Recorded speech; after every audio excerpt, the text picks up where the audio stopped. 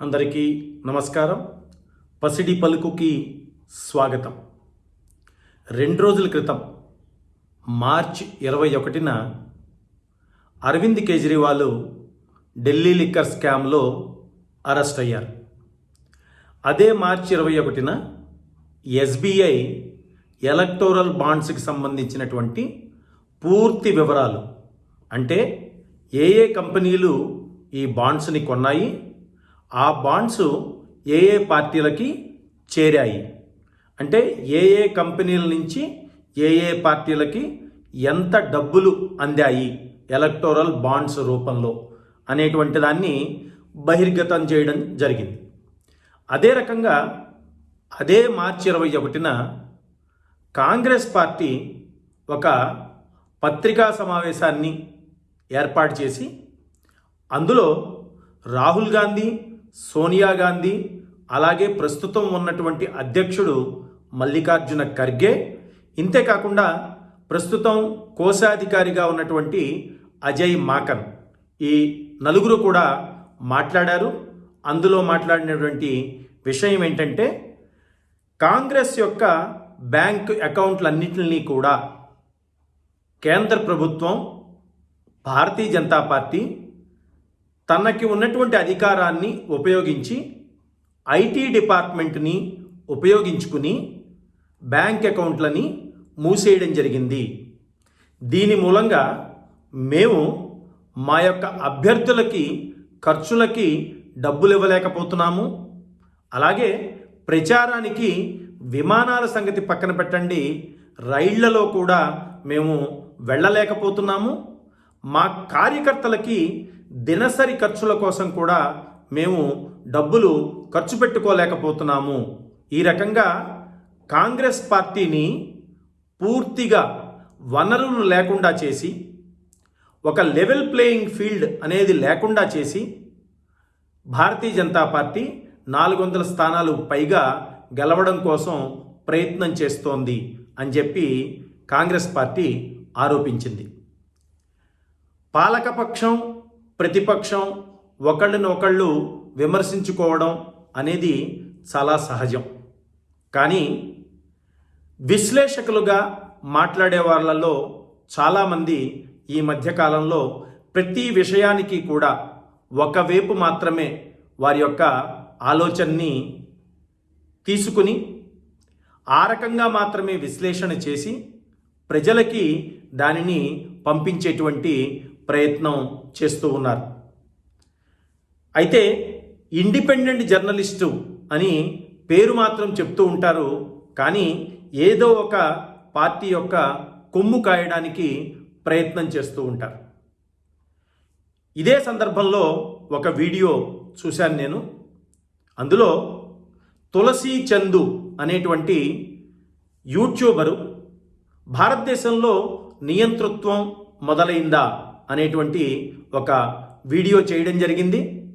ఆ వీడియోలో మార్చి 21న జరిగినటువంటి ఎస్బీఐ ద్వారా వచ్చినటువంటి ఎలక్టోరల్ బాండ్స్ యొక్క పూర్తి వివరాలు అదే రోజున రావడం, అదే రోజునే అరవింద్ కేజ్రీవాల్ని అరెస్ట్ చేయడం, అంతేకాకుండా కాంగ్రెస్ పార్టీ యొక్క బ్యాంక్ అకౌంట్లని ఫ్రీజ్ చేసేసి వారికి డబ్బులు ఉపయోగించుకోవడానికి, ఖర్చు పెట్టుకోవడానికి అవకాశం లేకుండా చేసి, ఒక లెవెల్ ప్లేయింగ్ ఫీల్డ్ లేకుండా చేసి భారతీయ జనతా పార్టీ, కేంద్ర ప్రభుత్వం ఒక నియంతృత్వమైనటువంటి పోకడలని చూపిస్తూ ఉంది అని చెప్పి ఈ టైమింగ్ మొత్తాన్ని చాలా చక్కగా ఒక కథలాగా అల్లి అందరికీ తెలియజేయడానికి ప్రయత్నం చేశారు.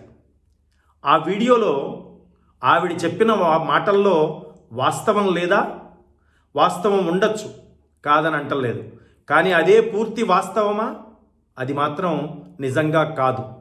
ఎందుకు అనంటే, కొన్నిసార్లు మనం అబద్ధం చెప్పకపోవచ్చు, కానీ పూర్తి నిజాన్ని కూడా ప్రజలకి తెలియచేయకుండా కొంత నిజాన్ని మాత్రమే మనం ప్రజలకి తెలియజేసేటువంటి ప్రయత్నం చేస్తూ ఉంటాం.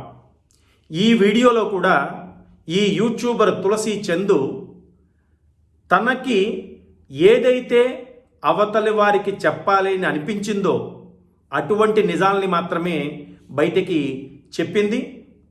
అబద్ధం ఆడింది అని నేను చెప్పను, కానీ పూర్తి నిజాల్ని మాత్రం బయటకి చెప్పలేదు. ఎందుకు అనంటే, మొట్టమొదటిగా ఆ వీడియోలో చెప్పినటువంటి ఒక విషయం ఏంటంటే, మార్చి 21న ఈ ఎలక్టోరల్ బాండ్స్ యొక్క పూర్తి వివరాలు ఎస్బీఐ ప్రకటిస్తోంది కాబట్టి, అంటే ఏ ఏ కంపెనీలు ఎంతెంత కోట్ల పెట్టి లక్షలు పెట్టి బాండ్లని కొన్నారు, ఆ బాండ్లని ఏ రాజకీయ పార్టీలకి ఇచ్చారు అనేటువంటి పూర్తి వివరాలని సుప్రీంకోర్టు యొక్క నిర్దేశన మూలకంగా మార్చి 21న బయటికి తీసుకొస్తున్నారు. కాబట్టి అదే రోజున అక్కడ జరిగినటువంటి 1-2 విషయాలని కప్పిపుచ్చడానికి ఈడీని ఉపయోగించి కేంద్ర ప్రభుత్వం మార్చి 21ననే అరవింద్ కేజ్రీవాల్ని అరెస్ట్ చేసింది.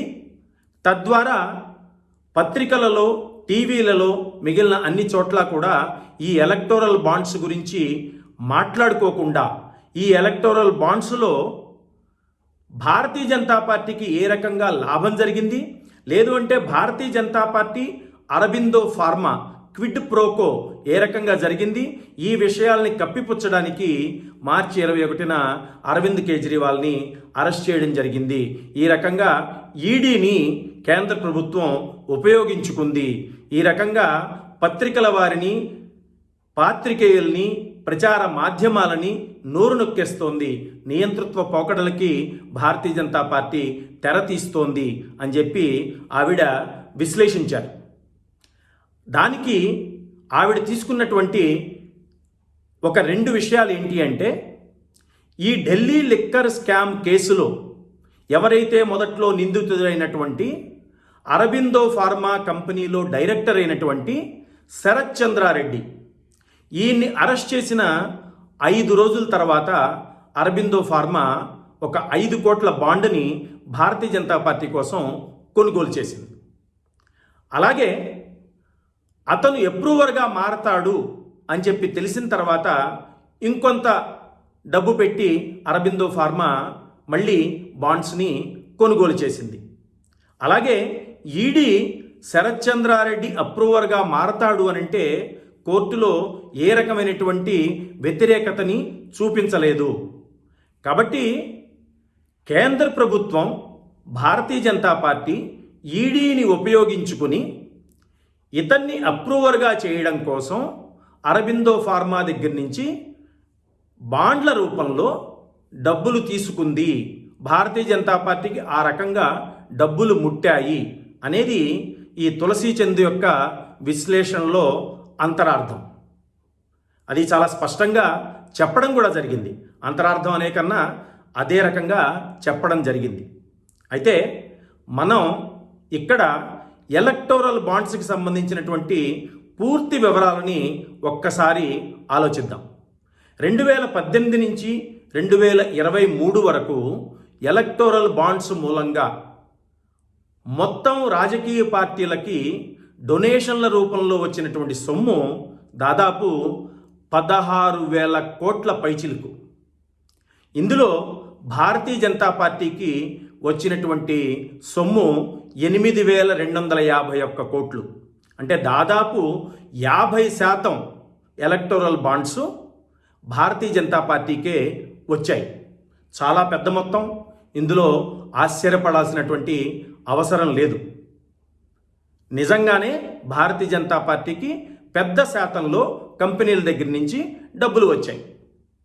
మరి ప్రధాన ప్రతిపక్షంగా ఉన్నటువంటి కాంగ్రెస్ పార్టీకి, అలాగే మిగిలిన పార్టీలు ఏవైతే ఉన్నాయో టీఎంసీ, బీఆర్ఎస్, డిఎంకే, ఇలాంటి పార్టీలకి ఎన్నెన్ని డబ్బులు వచ్చాయి ఈ ఎలక్టోరల్ బాండ్స్ ద్వారా ఒక్కసారి గమనిద్దామా? ఇండియన్ నేషనల్ కాంగ్రెస్కి దాదాపుగా 1952 కోట్ల రూపాయలు ఈ ఎలక్టోరల్ బాండ్స్ ద్వారా వచ్చాయి. అలాగే 3వ స్థానంలో టీఎంసీ, తృణమూల్ కాంగ్రెస్, దీనికి దాదాపు 1700 కోట్ల పైబడి డబ్బులు వచ్చాయి. 4వ స్థానంలో ఉన్నటువంటి బీఆర్ఎస్ ఇంతకుముందు, ఇప్పుడు మళ్ళీ దాన్ని టీఆర్ఎస్ అని అంటున్నారు. తెలంగాణ రాష్ట్ర సమితి దీనికి 1400 కోట్లు వచ్చాయి. ఇంకా మిగిలినవన్నీ కూడా చిన్న చితకా పార్టీలకి అంది ఉంటాయి. ఇప్పుడు ఈ 4 పార్టీలకి వచ్చినటువంటి డబ్బుల్ని, అలాగే ఈ 4 పార్టీలకి పార్లమెంటులో ఉన్నటువంటి ప్రతినిధుల సంఖ్యని, అలాగే రాష్ట్రాలలో ఉన్నటువంటి వీరి యొక్క ప్రభుత్వాలని, అలాగే వీరికి ఒక్కొక్క పార్లమెంటు మెంబర్కి సగటున ఎన్ని డబ్బులు వచ్చి ఉంటాయి అని ఒక్కసారి ఆలోచిస్తే, భారతీయ జనతా పార్టీ దాదాపు 9-10 రాష్ట్రాలలో ప్రభుత్వంలో ఉంది. లోక్సభలో 303 సీట్లు ఉన్నాయి. భారతీయ జనతా పార్టీకి వచ్చినటువంటి డబ్బులు 8200 పైన. అంటే సగటున ఒక ఎంపీకి భారతీయ జనతా పార్టీకి అందినటువంటి సొమ్ము ఈ ఎలక్టోరల్ బాండ్స్ ద్వారా 27 కోట్లు. అలాగే మరి ఇండియన్ నేషనల్ కాంగ్రెస్ దీని సంగతి చూసుకుంటే, ఉన్న పార్లమెంటు సభ్యులు 52 మంది, వచ్చిన డబ్బులు 1952. అంటే ఒక్కొక్క పార్లమెంటు సభ్యుడికి సగటున 37 కోట్లు కంపెనీలన్నీ కూడా బాండ్ల రూపంలో ఇచ్చినట్టుగా మనం అనుకోవచ్చు. మరి టీఎంసీ సంగతి చూడండి. 22 మంది పార్లమెంటు సభ్యులు ఉన్నటువంటి టీఎంసీకి 1700 పైన కోట్లు డబ్బులు వచ్చాయి. అంటే ఒక్కొక్క పార్లమెంటు సభ్యుడికి సగటున 77 కోట్ల పైన వచ్చినట్టుగా లెక్క. అలాగే మరి టీఆర్ఎస్ సంగతి చూసుకుంటే, ఉన్న పార్లమెంటు సభ్యులు 9 మందే, కానీ వారికి వచ్చినటువంటి డబ్బులు 1400 కోట్ల పైన. అంటే ఒక్కొక్క పార్లమెంటు సభ్యుడి పైన దాదాపు 156 కోట్ల పైన సగటున కంపెనీల వారు ఆ పార్టీకి డొనేషన్లు ఇచ్చారు. మరి తులసి చంద్ గారు చెప్పినట్టు నిజంగానే ఇది లెవెల్ ప్లేయింగ్ ఫీల్డ్ కాదు. ఎందుకనంటే ఒక పార్టీకి ఒక రాష్ట్రంలో అధికారంలో ఉండి 9 పార్లమెంటు సభ్యులుంటే 156 కోట్లు సగటున డొనేషన్ల రూపంలో వచ్చాయి. రెండో పార్టీకి 22 ఎంపీలు, ఒకటే రాష్ట్రంలో అధికారం, 77 కోట్ల పైన సగటున డబ్బులు అందాయి. మరి జాతీయ పార్టీలైనటువంటి కాంగ్రెస్కి 37 కోట్లు సగటున, భారతీయ జనతా పార్టీకి అతి తక్కువగా సగటున 27 కోట్లు. మరి ఇది నిజంగానే లెవెల్ ప్లేయింగ్ ఫీల్డ్ కాదు. ఇంకా రెండో విషయం, అరబిందో ఫార్మా శరత్ చంద్రారెడ్డి అరెస్టు తర్వాత భారతీయ జనతా పార్టీకి అరబిందో ఫార్మా 2 దఫాలుగా 34.5 కోట్లు బాండ్స్ రూపంలో కొని డబ్బులు ఇచ్చింది. అరబిందో ఫార్మా ఈ ఎలక్టోరల్ బాండ్స్ రూపంలో మొత్తం డొనేషన్లు ఇచ్చింది 52 కోట్లు. ఇందులో 34.5 కోట్లు భారతీయ జనతా పార్టీకి, 15 కోట్లు టీఆర్ఎస్కి. టీఆర్ఎస్ తెలంగాణలో అధికారంలో ఉన్నటువంటి పార్టీ. అలాగే ఒక 2.5 కోట్లు అంటే 2.5 కోట్లు టీడీపీకి కూడా అరబిందో ఫార్మా ఇచ్చింది. మరి ఈ Delhi liquor scam, Sarath Chandra Reddy arrest లేనప్పుడు అంతకు ముందు టీఆర్ఎస్కి అరబిందో ఫార్మా 15 కోట్లు ఇచ్చింది. మరి అది ఏ రకమైనటువంటి క్విడ్ ప్రోకో? ఈ అరెస్టు తర్వాత 5 రోజుల్లోనూ 10 రోజుల్లోనూ, లేదు అంటే అప్రూవర్గా అవుతాడు అన్న తర్వాత మళ్ళీ ఒక వారం రోజుల్లోనూ డబ్బులు అరబిందో ఫార్మా భారతీయ జనతా పార్టీకి ఇచ్చింది అనేది తులసి చంద్ గారి విశ్లేషణ, అభియోగం. భారతీయ జనతా పార్టీకి దేశం మొత్తం మీద ఒక 100 కోట్లు 200 కోట్లు మాత్రమే ఎలక్టోరల్ బాండ్స్ ద్వారా డబ్బులు వచ్చి, ఓ 50 కోట్లో 60 కోట్లో అరబిందో ఫార్మా దగ్గర నుంచి వచ్చి ఉండి ఉంటే ఈ 5 కోట్ల కోసం 10 కోట్ల కోసం పార్టీ కక్కుర్తి పడింది అని అనుకోవచ్చు. 8,200 పైచిలకు అప్పటికే డబ్బులు వచ్చి ఉన్నటువంటి భారతీయ జనతా పార్టీ 5 కోట్ల కోసం 10 కోట్ల కోసం ఈడీని ఉపయోగించుకుని శరత్ చంద్రారెడ్డి దగ్గర నుంచి డబ్బులు తీసుకోవాల్సినటువంటి అవసరం లేదు.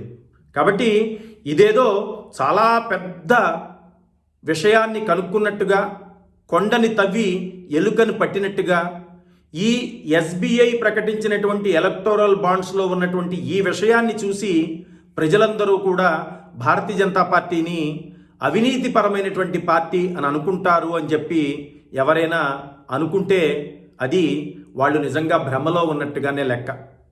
ఎందుకు అనంటే మరి ఏమీ క్విడ్ ప్రోకోల్ లేకుండా 15 కోట్లు ఒక రాష్ట్ర ప్రభుత్వంలో ఉన్నటువంటి పార్టీకి అరబిందో ఫార్మా ఇచ్చినప్పుడు 303 పార్లమెంటు సభ్యులుండి దాదాపు 10 రాష్ట్రాల్లో ప్రభుత్వాలని నడుపుతున్నటువంటి భారతీయ జనతా పార్టీకి 34 కోట్లు అరబిందో ఫార్మా ఇవ్వడంలో అంత పెద్ద ఆశ్చర్యపడాల్సినటువంటి విషయం కానీ, లేదు అంటే అదేదో పెద్ద తప్పిదం జరిగిపోయింది అని అనుకునేటట్టుగా కానీ, ప్రజల్ని నమ్మించడానికి కానీ ఎందుకు ప్రయత్నం జరుగుతోందో నాకైతే అర్థం అవటం లేదు. రెండో విషయం, ఈ వివరాలు బయటికి వచ్చినప్పుడే మార్చి 21నే అరవింద్ కేజ్రీవాల్ని అరెస్ట్ చేయడం జరిగింది. కాబట్టి ఇది కూడా చాలా పక్కాగా ప్లాన్ చేసినటువంటి టైమింగు. కానీ మరి తులసీచంద్ గారు చెప్పనటువంటి నిజమేంటంటే అరవింద్ కేజ్రీవాల్కి అప్పటికే 9 సమన్లు ఈడీ పంపించడం జరిగింది. క్రితం ఏడాది డిసెంబర్లో 5 రాష్ట్రాల ఎన్నికలు ఉన్నప్పుడు అప్పటి నుంచి మొదలెట్టుకుని సమన్లు పంపిస్తూ వెళ్తూ ఉంటే రకరకాల కారణాలు చెప్పి, ఒకసారి విపాసనాకి వెళ్ళానంటారు, ఇంకోసారి రాష్ట్రాల ఎన్నికల్లో బిజీగా ఉన్నానంటారు, ఇంకోసారి అసెంబ్లీనే ప్రత్యేకంగా సమావేశాలకి పిలిచి అందులో ఉన్నాను కాబట్టి రాలేనని చెప్పినటువంటి వ్యక్తి అరవింద్ కేజ్రీవాల్. కాబట్టి 9 సమన్ల తర్వాత అందులోనూ హైకోర్టు, ఢిల్లీ హైకోర్టు ఈడీ చూపించినటువంటి రుజువుల్ని చూసిన తర్వాత అరవింద్ కేజ్రీవాల్ అరెస్టుని ఆపాల్సిన అవసరం లేదు అని అనుకుని భావించిన తరువాత, ఈడీకి ఏ రకమైనటువంటి దిశానిర్దేశము చెయ్యని తర్వాత ఈడీ అరవింద్ కేజ్రీవాల్ని అరెస్ట్ చేసింది. మరి ఇప్పుడంటే 2 నెలల తర్వాత పార్లమెంటు ఎన్నికలు, మరి డిసెంబర్లో అరెస్ట్ చేస్తే అప్పుడు మరి 5 రాష్ట్రాలకి రాష్ట్రాల ఎన్నికలు. భారతదేశంలో ప్రతి నెల ఎక్కడో చోట ఏదో రకమైనటువంటి ఎన్నిక జరుగుతూనే ఉంటుంది. ఎక్కడో ఎన్నిక జరుగుతుంది కదా అని చెప్పని రాజ్యాంగ సంబంధమైనటువంటి సంస్థలు తమ పనిని చేయడం ఆపరు, వాళ్ళు చేసుకు వెళ్తూనే ఉంటారు. కాబట్టి ఎక్కడో చోట ఈ రకమైనటువంటి ఆ టైమింగు జరుగుతుంది. కానీ దాన్ని ఈ ఎలక్టోరల్ బాండ్స్కి లింక్ చేసి చెప్పడము అనేది ఎందుకు అనంటే, అరవింద్ కేజ్రీవాల్ భారతదేశంలో దేశం మొత్తం అభిమానించేటువంటి నేత ఏం కాదు. ఆయన ఢిల్లీలో ముఖ్యమంత్రి, పక్కన ఉన్నటువంటి పంజాబ్లో మొన్న మధ్య రాష్ట్ర ప్రభుత్వాన్ని ఆమ్ ఆద్మీ పార్టీ ద్వారా ఏర్పాటు చేయగలిగాడు. గుజరాత్లో పోటీ చేశారు డిపాజిట్ల గల్లంతో, ఉత్తరాఖండ్లో పోటీ చేశారు డిపాజిట్ల గల్లంతో, గోవాలో పోటీ చేయడానికి ప్రయత్నం చేశారు, వారి పరిస్థితి వారికే అర్థం కాలేదు. కాబట్టి అరవింద్ కేజ్రీవాల్ని అరెస్ట్ చేసేసి లోపల పడేసి తద్వారా అరవింద్ కేజ్రీవాల్ భారతదేశం మొత్తం తిరగలేడు కాబట్టి అతను ప్రచారం చేయలేకపోవడం మూలంగా భారతీయ జనతా పార్టీ ఏదో లబ్ధి పొందుతుంది అని చెప్పి తులసీచంద్ లాంటి యూట్యూబరు, చాలా విషయాలు ఆవిడికి తెలుసు, చాలా విషయాల మీద ఆవిడ వీడియోలు చేస్తూ ఉంటారు, ఈ రకంగా అనుకుని ప్రేక్షకులకి కొంత నిజాన్ని మాత్రమే పంచడానికి ప్రయత్నం చేయడం ఏ రకంగా భావ్యమో నాకైతే అర్థం అవటం లేదు. కాబట్టి 21నే 2 విషయాలు జరిగినప్పటికీ దాంట్లోంచి ఈ రకమైనటువంటి ఇన్ఫరెన్స్ని, అంటే కావాలని ఈ అరబిందో ఫార్మా ఇచ్చినటువంటి 34 కోట్ల విషయం అదేదో బయటికి వస్తే భారతీయ జనతా పార్టీకి ప్రజలందరూ వ్యతిరేకం అవుతారు, భారతీయ జనతా పార్టీ దాన్ని పక్కకు పెట్టడం కోసం 21నే అరవింద్ కేజ్రీవాల్ని అరెస్ట్ చేసింది అని అనడంలో ఏమాత్రము ఔచిత్యం లేదు, చాలా హాస్యాస్పదంగా ఉంది. ఇంకా మూడో విషయం ఆవిడ ప్రస్తావించింది, కాంగ్రెస్ పార్టీ యొక్క బ్యాంక్ అకౌంట్లని ఫ్రీజ్ చేసేశారు. ఈ యూట్యూబర్కి తెలియాల్సిన విషయం ఏంటంటే ఫ్రీజ్కి లీన్కి చాలా తేడా ఉంది. అకౌంట్స్ని ఫ్రీజ్ చేయడం అంటే అందులోంచి ఒక్క పైసా కూడా బయటికి తీయడానికి అవ్వదు. లీన్ అని అంటే అర్థం ఏంటంటే ఎట్టి పరిస్థితుల్లోనూ ఎప్పుడైనా కూడా తనిఖీ చేయడానికి వచ్చినప్పుడు ఆ బ్యాంక్ అకౌంట్లో కొంత మొత్తం ఉండాలి. ఆ మొత్తం ఎంత అనేది ఐటీ డిపార్ట్మెంట్ నిర్ణయించింది. ఏమని చెప్పింది? 135 కోట్లు ఎట్టి పరిస్థితుల్లోనూ ఉండాలి. అంటే they have stipulated A lean on an amount of 135 crores. అంతేగాని బ్యాంక్ అకౌంట్లు ఫ్రీజ్ అయిపోయాయి అని చెప్పడం నిజంగా నిజం కాదు. అది ఒక రకంగా మాట్లాడితే అబద్ధం కిందకే వస్తుంది. ఎందుకనంటే బ్యాంక్ అకౌంట్లు ఫ్రీజ్ అయిపోయాయి అని చెప్పినటువంటి కాంగ్రెస్ పార్టీ యొక్క కోశాధికారి అజయ్ మాకన్ కూడా తర్వాత ఏమన్నాడు అని అంటే లేదు మాకు అకౌంట్లు ఫ్రీజ్ అవ్వలేదు, కానీ 135 కోట్ల మీద లీన్ ఉంది, కానీ ఈ రోజున మాకున్నటువంటి డబ్బులు 135 కోట్ల కన్నా తక్కువ ఉన్నాయి, కాబట్టి మేము ఒక్క పైసా కూడా అందులోంచి తీసుకోవడానికి అవటం లేదు అని చెప్పి అజయ్ మాకన్ చెప్పారు. అయితే ఇక్కడ విషయం ఏంటంటే ఈ బ్యాంక్ అకౌంట్లు లీను అనేది ఇన్కమ్ ట్యాక్స్ ఇచ్చినటువంటి నోటీస్ ఏదైతే ఉందో, అంటే 135 కోట్లు మీరు ఎట్టి పరిస్థితుల్లోనూ బ్యాంక్ అకౌంట్లో అట్టే పెట్టాలి, వాటిని వాడడానికి లేదు అని చెప్పినటువంటి విషయం ఫిబ్రవరి 16వ తారీఖున, మార్చి 21న కాదు, మార్చి 21న కావాలని కాంగ్రెస్ పార్టీ ప్రెస్ కాన్ఫరెన్స్ పెట్టి ఈ విషయాన్ని చెప్పడం జరిగింది. కానీ ఇది జరిగినది ఫిబ్రవరి 16న. అసలు కాంగ్రెస్ యొక్క బ్యాంక్ అకౌంట్లలో లీన్ కానీ ఫ్రీజ్ కానీ ఎందుకు ఇన్కమ్ ట్యాక్స్ డిపార్ట్మెంట్ అడుగుతోంది? ఎందుకు అడుగుతోంది అని అంటే రాజకీయ పార్టీలకి ఎలక్టోరల్ బాండ్స్ రావడానికి ముందు వారికి వచ్చినటువంటి ఫండింగ్ ఏదైతే ఉంటుందో అది క్యాష్ రూపంలో అయితే ₹1 నుంచి 20,000 రూపాయల వరకు, 20,000 రూపాయల పైన తరువాత ఏదైనా సరే చెక్ రూపంలో లేదు అంటే క్యాష్ కాకుండా మిగిలిన రూపంలో వచ్చినటువంటి ఫండింగ్ ఏదైతే ఉంటుందో దాన్ని మొత్తాన్ని ఎలక్షన్ కమిషన్కి అందజేయాలి ఒక నివేదికగా. అలాగే వారి యొక్క అకౌంట్స్ని ఆడిట్ చేయాలి. 2017-18లో ఫైనాన్షియల్ స్టేట్మెంట్స్ ఆడిట్ అవ్వలేదని, అది ఇవ్వలేదు కాబట్టి మీకు ట్యాక్స్ ఎగ్జంప్షన్ ఉండదని, ట్యాక్స్ ఎగ్జంప్షన్ లేదు కాబట్టి ఈ 105 కోట్లు తర్వాత ఇంట్రెస్ట్తో కలిపి 135 కోట్లు మీరు ఇన్కమ్ ట్యాక్స్ డిపార్ట్మెంట్కి కట్టాలి అని చెప్పి ఇన్కమ్ ట్యాక్స్ డిపార్ట్మెంటు కాంగ్రెస్కి నోటీస్ ఇచ్చింది. 17-18 ఫైనాన్షియల్ ఇయర్కి సంబంధించి ఎప్పటి నుంచి నోటీస్ ఇస్తోంది? 20-21 నుంచి ఇస్తోంది. 21 అయిపోయింది, 22 అయిపోయింది, 23 అయిపోయింది. 3 ఏళ్లలో వాళ్ళు ఫైనాన్షియల్ స్టేట్మెంట్ని ఆడిట్ చేసుకోలేదు, ఆడిట్ చేసి మళ్ళీ సమర్పించలేదు. కానీ ఇంకా ఏం చేశారో తెలుసా? ఢిల్లీ హైకోర్టుకి వెళ్ళారు. ఢిల్లీ హైకోర్టులో ఈ లీన్ అనేదాన్ని ఎత్తివేయాలి అని చెప్పినప్పుడు ఢిల్లీ హైకోర్టు చెప్పిన మాట ఏంటంటే కాంగ్రెస్ పార్టీలో ఈ ఫైనాన్స్ని చూసేవాళ్ళు నిద్రపోతూ ఉంటే మేమేం చేస్తాము అని చెప్పని. ఇప్పుడు అదే విషయాన్ని కాంగ్రెస్ పార్టీ సుప్రీంకోర్టుకి తీసుకెళ్ళింది. సుప్రీంకోర్టులో అది రేపు ఏప్రిల్ 1న విచారణకు వస్తోంది. ఈ విషయాన్ని కాంగ్రెస్ పార్టీ ప్రెస్ మీటింగ్లో రాహుల్ గాంధీ కానీ, సోనియా గాంధీ కానీ, మల్లికార్జున్ ఖర్గే కానీ, అజయ్ మాకన్ కానీ ఎవ్వరూ చెప్పలేదు. అదే మాటని తులసీ చంద్ కూడా చెప్పటం లేదు. నిజాన్ని చెప్పకపోగా అబద్ధాన్ని దాచేసి అబద్ధాన్ని కూడా బయటికి పూర్తిగా తెలియనీయకుండా, ఎందుకంటే కాంగ్రెస్ పార్టీ మాట్లాడింది అబద్ధం. ఎందుకు అనంటే 135 కోట్ల వరకే ఫ్రీజు, ఆ తర్వాత ఉన్న డబ్బుల్ని వాడుకోవచ్చు.